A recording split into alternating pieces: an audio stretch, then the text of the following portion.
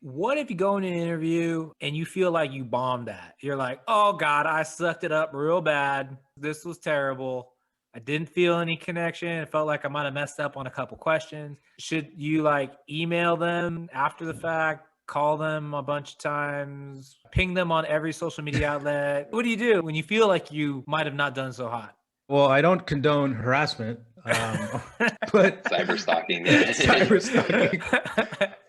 But yeah, no, I mean, I can share a story. Would you recommend that we friend request them on every social media platform after the interview? No, don't do that. Please don't do that. You're just going to scare people.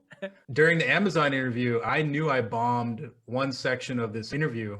It was more the technical aspect of the role. And this guy I was interviewing with, he was just a super tough interview, probably the worst and hardest interview I've ever had.